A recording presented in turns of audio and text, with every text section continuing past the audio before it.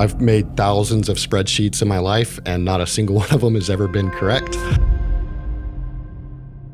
So it wasn't the spreadsheet, it wasn't the business case, it was the passion around thinking that we could actually do something big for the company and put them in a top technology leader's position. What was the result then of that? There was a lot of mishits that I learned from. We created a system where you had idea generation. It took through a process and a platform. After successfully securing their seed round with Ecliptic Capital, the Nanotech team are now focused on taking the next. And what we realized is it's not a single idea that matters.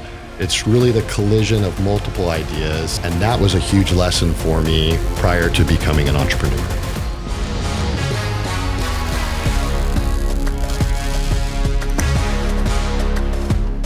Welcome to Forging the Future. And today we have an admirable entrepreneur doing exciting things. So Mike is the CEO of Nanotech, an innovative material science company in Houston and a fellow Texan. Welcome to the show, Mike. Thanks, Chris. It's a pleasure to be here. I'm glad we're going to have this conversation. We've been running into each other for a couple of years now. I think one of the first times was you were at an ion pitch competition, and I happened to be the judge of that. And I remember your video with your material. Did you vote for us? I did vote for you. Good. And I think they ran out of time. My one and only question, I think, was whether you actually tried the blowtorch on your own hand. And I have. Yeah, I believe in, not my beard, but definitely my hand. Yeah, it was, that's commitment. That is commitment. So tell me a little bit about your background prior to becoming an entrepreneur. Yeah, so I went to school at Texas A&M, and once I graduated, I was very much focused on going the corporate route. That's where you went. And I started out in oil and gas. So I worked for National Oil Well Varco and led a lot of innovation programs within NOV. And that's really where the spark of entrepreneurship started. So I was able to see where good ideas came from, how they incubated, how they grew, and how they came to light. And it was, that was kind of where it first started, the journey to becoming an entrepreneur. How did you end up in that group at that company? So I was a new employee, and about 2 years in, the new chief technology officer came in, and we just kind of hit it off. And I took her out to drinks one night, and she happens to be Norwegian and loves a good beer. And I said, Hege, I have an idea for you. I think NOV could really use an company-wide innovation program. So we stayed out pretty late, and she said, okay, show me your proposal tomorrow morning at 7 a.m. So I stayed up all night long and put the proposal together, and she said, this looks great, let's do it. Okay, so there wasn't an innovation group. You had the idea, and you actually created the group that you were a part of in entrepreneurship. That's right. So I had to Google, what is innovation? What makes good innovative companies? And what sparked you to do that besides a beer, apparently? So I've always been a creator. I don't know if I've been a good creator, but I've always been a creator. And there was something inside of me where I knew that I could do something bigger, even when I was young. So I was about 23, 24 years old. I knew that I could do something just a little bit bigger than the box that I was in. And, life is short, so you got to take your shot when you feel that inkling. And I took the shot, and she gave me the thumbs up. Well, it's an interesting point. It hasn't come up a lot on the podcast so far, is it's just being an intrapreneur at a larger business, and that you can actually innovate in your role and create a role that you want for your own self, right? Around your own interests.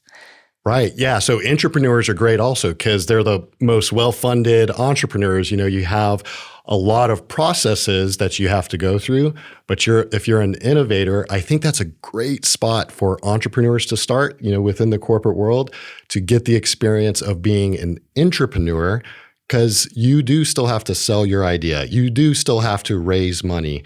You have to get buy-in. You have to get momentum for your idea. You have to build a business case. And so it builds a skill set that is very transferable once you go on your own.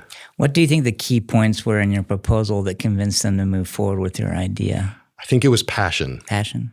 So I think, I've made thousands of spreadsheets in my life and not a single one of them has ever been correct. So it wasn't the spreadsheet. It wasn't the business case. It was the passion around thinking that we could actually do something big for the company and put them in a top technology leader position. What was the result then of that? There was a lot of mishits that I learned from. So we created a system where you had idea generation. It took through a process and a platform. We got a lot of ideas. The number of ideas that were actually good ideas was very few good ideas actually came through. And what we realized is it's not a single idea that matters. It's really the collision of multiple ideas and the incubation of those ideas that then mature into something special. And that was a huge lesson for me prior to becoming an entrepreneur. So tell me a little bit about that point when you actually took the full, you took half a Red Bull internally, and then you went ahead, okay, I'm going to actually become an entrepreneur outside the company. I'm going to leave these big, comfortable businesses and start my own company. Right. So I worked for NOV for about 8 years or so, did my MBA at Rice University, and that's where I really got another spark of entrepreneurship. Rice is ranked number one for the 5 years in a row for their MBA entrepreneurship. Woohoo! Woohoo! And I went over to Halliburton. So Halliburton has been unbelievable to every company I've started. So I've started 4 companies, and they've hired all of them at some point or partnered with some of them. Went over to Halliburton, and I'll never forget the moment. So I was looking over, had a huge responsibility, and I felt this inclining inside me, this burning inside me. I was sitting in my office. I'll try not to get choked up. I always get choked up when I talk about my kids and Aggie football. This is not an Aggie football one. This is a kids one. I was sitting in my office, looking at my paycheck, my benefits, and thinking there's no way I'm going to be able to do this. It's too difficult. And at that, I always get chills when I say this, at that exact moment, my wife of 17 years, she sent me a text message and just said, I support you, go do it. And I just started crying like a baby. I was just crying, one, because I had an amazing supportive wife, but then 2, I had to figure out what I was going to do. And I went home that night, so I was still uncertain.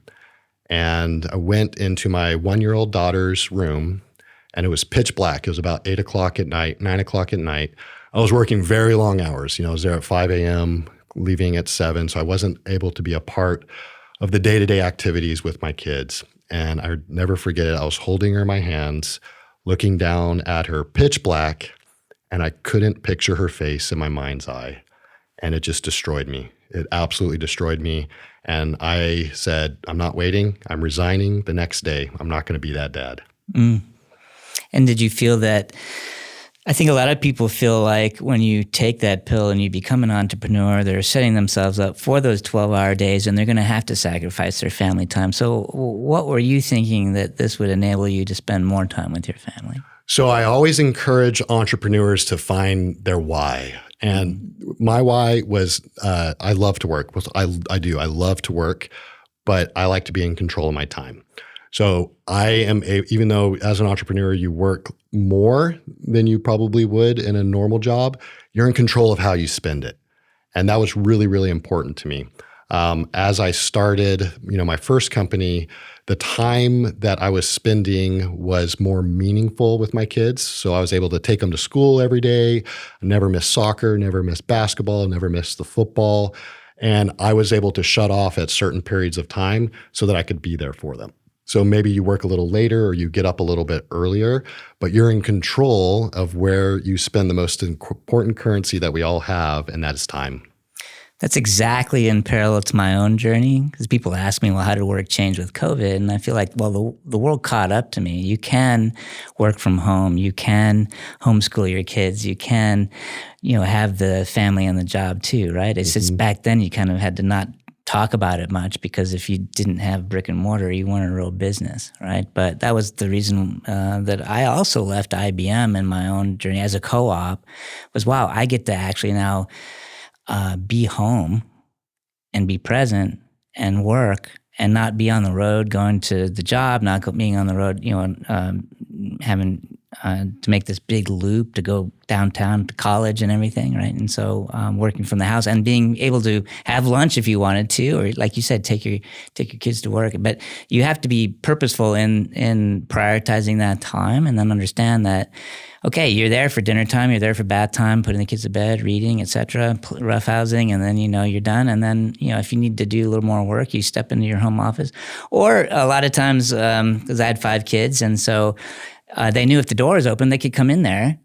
And I had, 6, 7 desks in there, 10 computers, and they'd come in, they'd be playing their games, and I'd be playing, and we'd have the CDs on, and we'd be, I'd be working, and I'm with my kids, and so even in that smaller way, right? Or be able to go to the baseball games, By the way, if I had 4 boys, and there was one year where all 4 of them were on different baseball teams. Oh, man. So if anyone knows about baseball, they know the time commitment that like one team, has. But no, I love that. That's exactly right. I mean, I sometimes joke like that I had 5 kids, so I had to start a company. Not the other way around. Because I think people do hesitate to give up that, that safety net of a big corporate job. There's no good time to become an entrepreneur. It's just like kids too, by the way. Nope. There's no good time. And the trick is, and I'm still learning how to do this, is I think the biggest gift that we can give to our kids as entrepreneurs and anybody is just being present. These phones and these, all these distractions they take away from, the human interaction.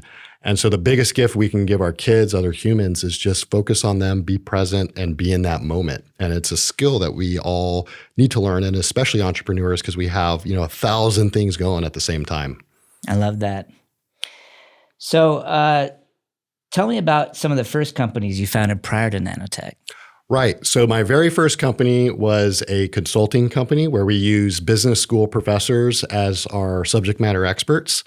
No one cares what Mike Francis is selling, but if I could get a top Harvard or a Rice or an A&M professor, they unlock doors very quickly. So these business school professors had the connections to the top level leadership within the companies to at least get in front of them in order to do a consulting project. So we grew that to a couple hundred professors across the U.S. My very, very first case study was a church in New Braunfels, Texas. So my dad was a missionary, and he was a retired missionary. So we traveled all over the world in the summers, and then he retired and went to this church, and he said, "Hey, I got your first customer for you." I was like, "Yes, Dad, who is it?" He's like, "This church, and they can't pay you anything."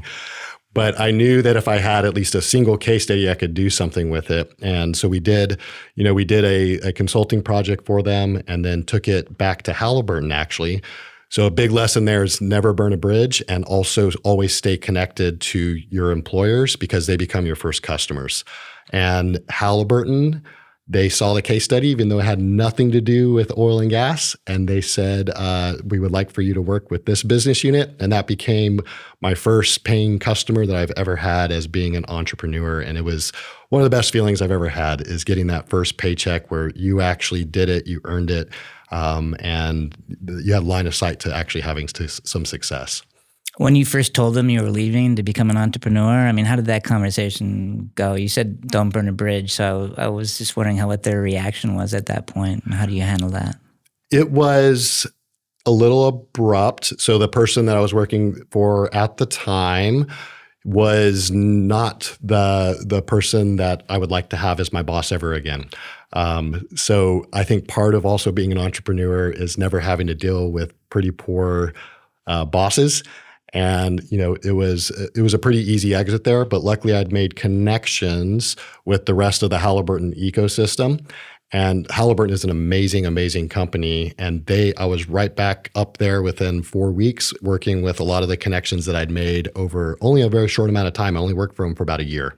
Was it purposeful that you were creating your startups with an eye toward what Halliburton might want or be interested in? Because you said that all 4 of your companies have been something Halliburton eventually was interested in.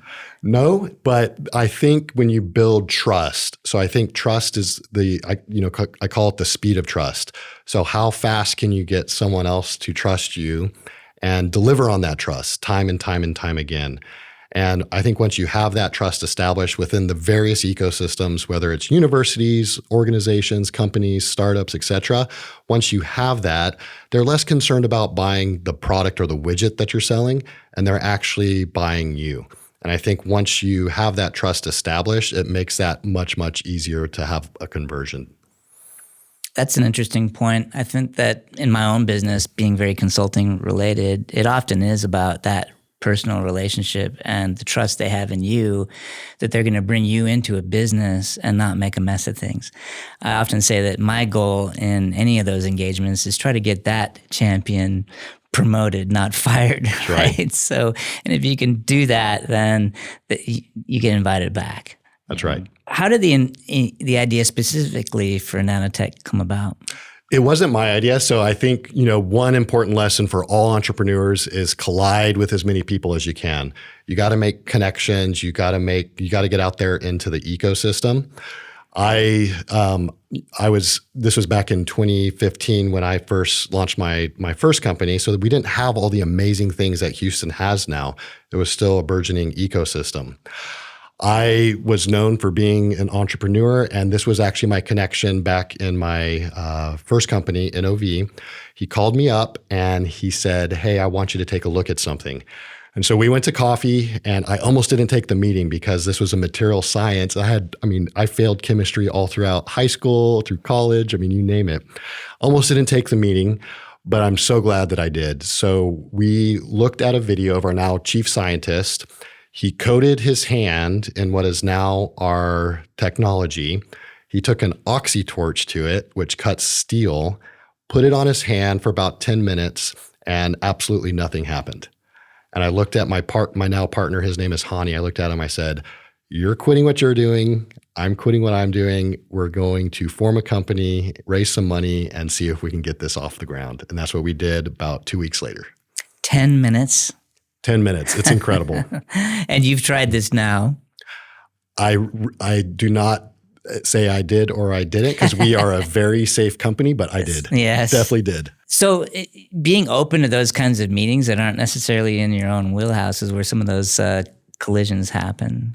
Serendipity is a beautiful thing in the entrepreneurship ecosystem. You never know which smart, interesting humans you're going to connect to. And so serendipitous collisions that happen are sometimes the most beautiful ones that come out of there. So you can be intentional to try to meet somebody, or you can just be out there and let it happen serendipitously. And I love that.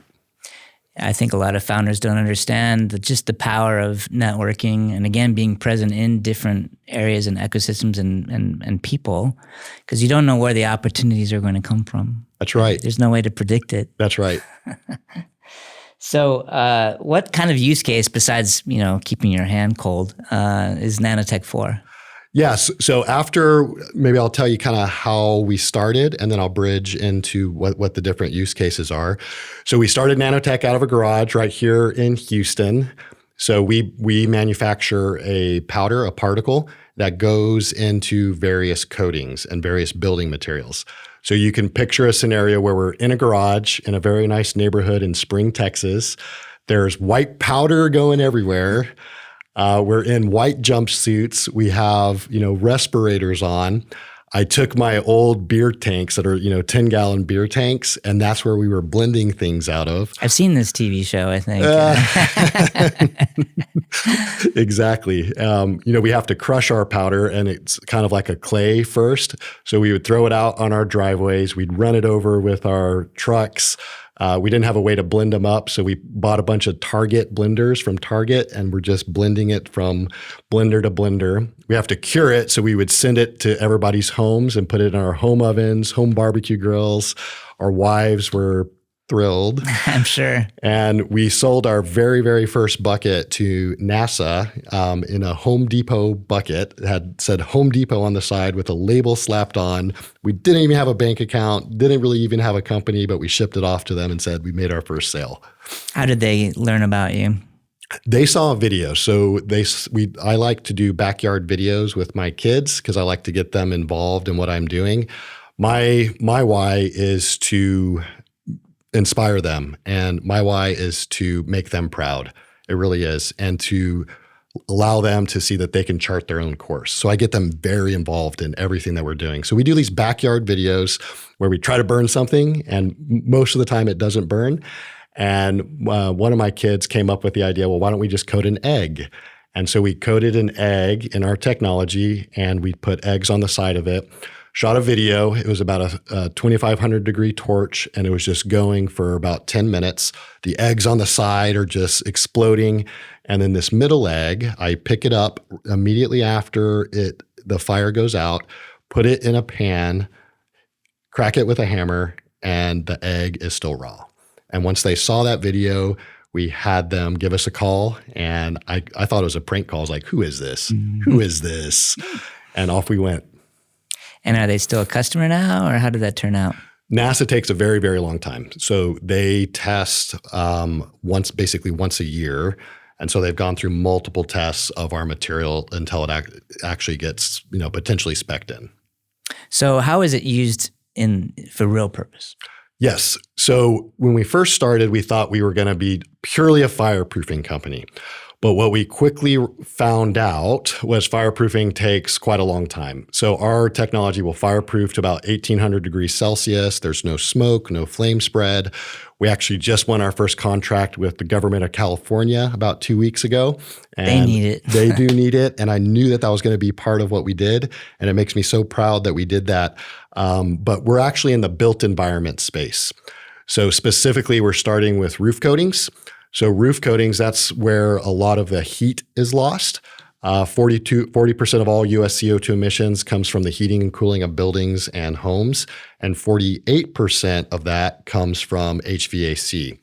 So at a very basic level, we have a roof coating that goes on top. It seals the leaks, it remediates the roof, but it has this cooling property.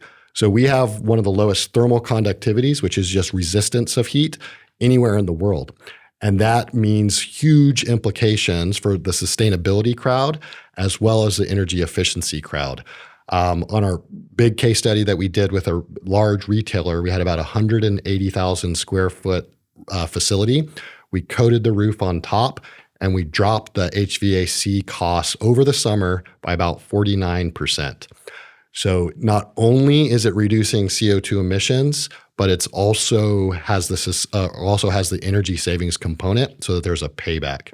And then our strategy, because our particle is a platform and we can go into paints, we can go into polymers, cementitious materials, epoxies. Once you have the roof, then you can go through the entire building envelope. And then you can also do fringe fireproofing at the same time. So in the future state, we hope our nanoshield particle is everywhere. So Mike, you failed chemistry, but now you are the CEO and co-founder of a chemical materials company. Do you feel that hindered you in any way? Entrepreneurship and really anything is about understanding who you are, your strengths and your weaknesses, and then surrounding yourself with people that have different skill sets than you. So when I think about our company, I'm looking at the mosaic of talent that we have. So our chief scientist, he's very much a chemist. He cranks out IP. We make him stay in the laboratory and give him, pizza boxes underneath the door. Which he probably loves. He loves it. He loves it because that's his strength. And then our chief technology officer, Hani, he takes what our scientist makes and says, is this commercial from an engineering standpoint? And then my strengths, are really around the commercialization and the leadership aspect of running a company. So we have perfect, complementary skill sets that allow us to work together in one direction. So I've never felt like it was a hindrance that I didn't know chemistry, because I knew that I could hire people that could do that and form teams around a lot of my weaknesses, and there's a lot of them. So I have to have really big teams. Well, which is a superpower, right, of an entrepreneur, is can they attract really great people who want to work for you, right? And it sounds to me like you've built a culture around that and learned how to do that with multiple startups. And how important is the culture part? So there's three things I think of. So now that we're in the growth phase of Nanotech, there's really three things that I think of. It is people, culture, and execution. So the people piece, you can have the best technology on the planet. It will sit on the shelf if you don't have the right people behind it. We at Nanotech, we feel that we can make our thumbprint on the world. We're reducing CO2 emissions. We're saving lives. If you look at fire-prone states, we have the opportunity to not only give time, but to protect that infrastructure.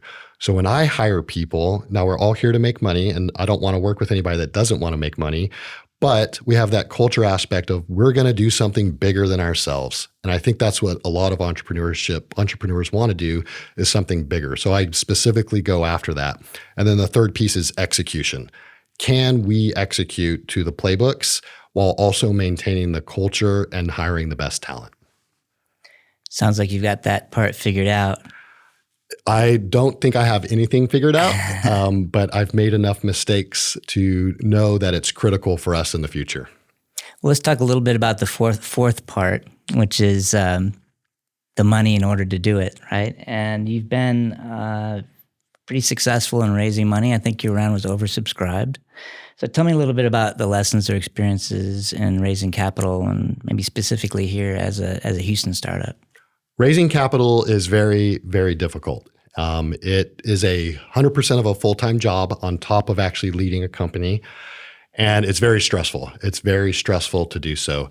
So we were in our next round of funding. So we looked on the East Coast, we looked on the West Coast, and we had a lot of traction. We would get really close with a lot. And then at the very end, I can't tell you how many times I've been told too early, and you'll always be told it's too early. So if you're told it's too early, just know you will always be told it's too early. And I said, let's take a step back and let's look local. And so our first investor in our seed round was from Austin, Texas. And this last round of funding that we did, we just started reaching out to the ecosystems and connections that we had already established. So I'm present in the ecosystem, so knew a lot of the players. And our last round of funding, we actually were able to get 3 venture capitals, all based here in Texas and Austin, and Houston and Austin. We have 3 corporate strategics, and then we got 6 family offices, all based in Texas. So we had an all Texas round with Seriously? the majority of it coming from Houston, or a lot of it coming from Houston. And it's just a testament to where Houston is going. I always tell people Houston is on the rise. And I really, really believe, thanks to you and others in the ecosystem, that Houston will be a top 5 startup city before the decade's over. And I really believe that. Anything else you want to comment about the Houston ecosystem as far as accelerators, et cetera? I mean, have you participated in any of that? I know you've been done pitch competitions at the Ion, et cetera. What else has been of value for you? Right. So every startup looks for a tailwind. Our very first tailwind was when I got a call from Halliburton Labs. So Halliburton Labs is a clean energy accelerator, and they were just launching the program where they focus on technologies that need to scale. They called me up and said, hey, we're doing this.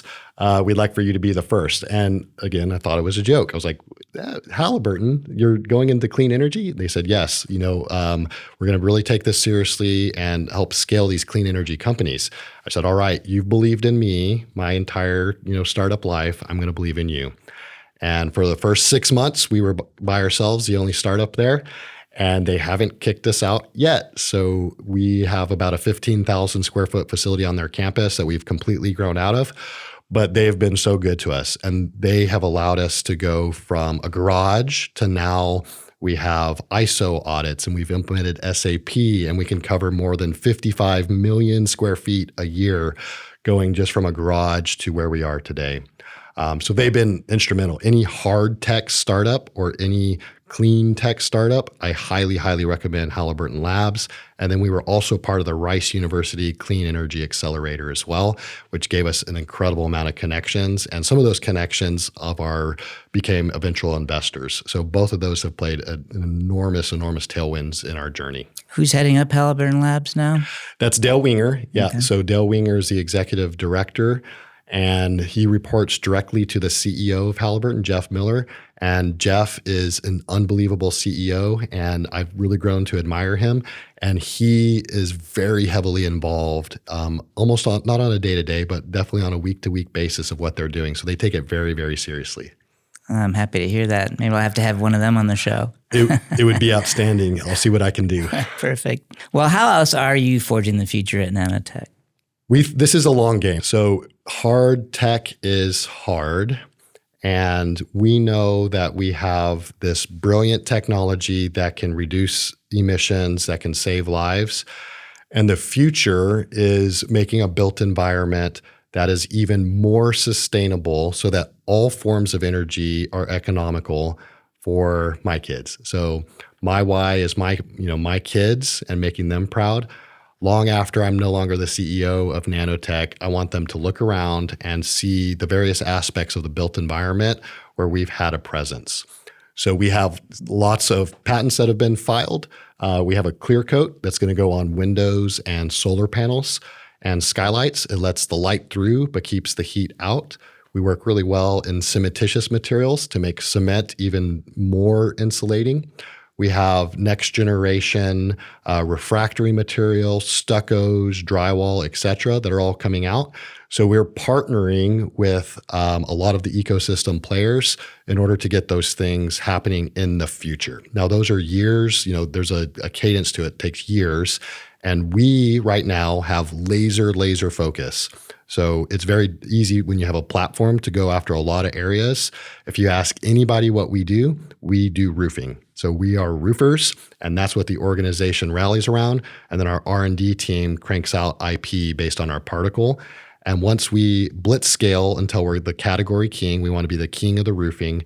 Once that playbook is established and we're generating enough cash flow to keep it positive, then we'll slowly branch out into the other areas, owning the entire building envelope at some point in the future. That sounds like a great plan. How do you protect that IP that you're generating? We hire very expensive but very good attorneys. So our attorneys are Norton Rose Fulbright, and they really take care of our IP portfolio. We also make sure that we have trade secrets in place. So we have a mix of patents and trade secrets. The trade secrets are around the process and how we do things, and we take that very seriously. And then we hire really good attorneys in order to protect our IP envelope. So if I was a startup founder with a technology similar to yours and I was interested in protecting it with trade secrets or IP, first step would be to reach out to a firm like this, or what would you recommend? I would go out to the big firms. So I'm biased, and I would go out towards NRF and Brian Finsky. A little plug for Brian Finsky. He will he works with startups. He understands startups' cash position when they're first starting, and he and his firm will make a calculated bet on it. And so he did our seed round of funding for a very economical price point. And now I gladly pay him giant checks every month to protect us. And so, as you scale, he kind of scales with you. Don't skimp out on the attorney. So I would go with one of the large attorneys, and almost all of them will work with startups and give you, pricing that will match kind of where you're at so that they can benefit on the upside. Well, Mike, super interesting conversation, and congrats on your success, and really looking forward to seeing the company grow here. And we definitely need these Houston success stories to show that startup founders, it is possible what they can do and accomplish here in Houston. So I have some socks for you. No. I have my Einstein socks on, but it's a dumpster fire, but I think you prevent a dumpster fire, right? So I've had dumpster fires before. As an entrepreneur, who hasn't, right? Absolutely. So congrats on what you're doing. I think it's very needed technology. I'm sure your kids are going to be more than proud of what you've been able to accomplish. Thank you so much for having me, Chris. And thank you for everything that you do for the entrepreneurship ecosystem here in Houston. It would not be where it is today without you and a lot of the other players that are really looking beyond your own personal things and raising up Houston as a whole. And it's just unbelievably commendable what you're doing. And I couldn't be more proud to be here. It takes a village, right? It does. So, thank you, Mike. Thanks for saying that. And thanks for being on the show. Thanks, Chris.